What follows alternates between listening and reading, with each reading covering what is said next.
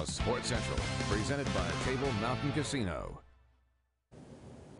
All right, we're going to begin with the tweet that sparked the big news tonight from Bruce Feldman. We're going to have that if we can pop it up for you. A reputable college football writer tweeted this out saying, breaking, Fresno State head coach Jeff Tedford is expected to step down due to health reasons per sources. More details to come. He went 26-14 in 3 seasons there, and Fresno State was ranked number 18 in the country last season. Expect Indiana OC Kalen DeBoer to be a leading candidate. Of course, DeBoer was the Fresno State offensive coordinator before Ryan Grubb took over, and we bring in Jackson Moore, who you just saw, to talk more about this. Barkboard.com's publisher. Jackson, thank you so much for coming in on such short notice. Just what are your immediate thoughts from these reports? Yeah, it was a surprise. I mean, you wake up this morning, last thing on your mind is that Coach Tedford might resign from Fresno State, but he has had some of these issues before. At Tampa Bay, he had to resign as the offensive coordinator, so there was an idea that something like this could happen here at Fresno State, but overall, just a surprise considering what he's done over the past 3 years, and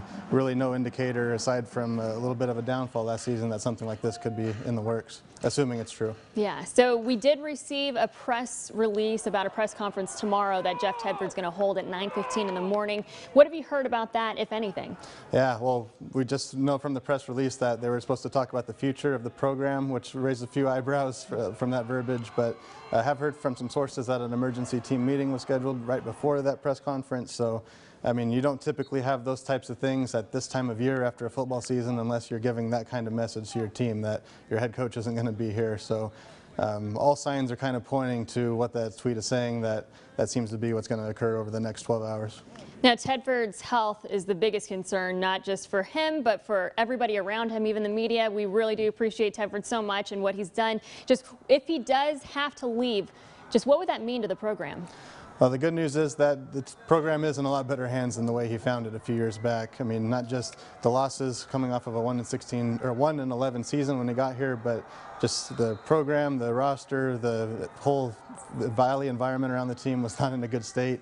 Even though the team finished 4-8 this season, a lot of that has been returned, that pride in the Valley he's talked about. And we'll see what direction, assuming that there's going to be a coaching search coming up, what direction Fresno State goes.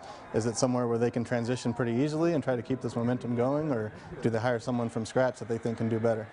And real quick, let's talk about DeBoer. He's a name that keeps popping up, the former offensive coordinator. In just a few words, what do you think about that hire if he were to come here? Yeah, that would be the smoothest thing for Fresno State if they could do that, just because he was here the past 2 years.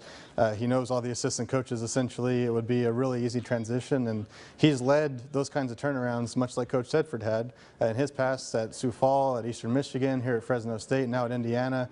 Everywhere he's gone, he's been a little bit of magic that he's touched on that program, and I'm sure Fresno State would be very happy to have him back if he's wanting to come back.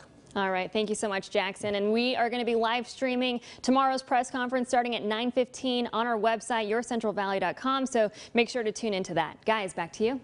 Julia, thank you.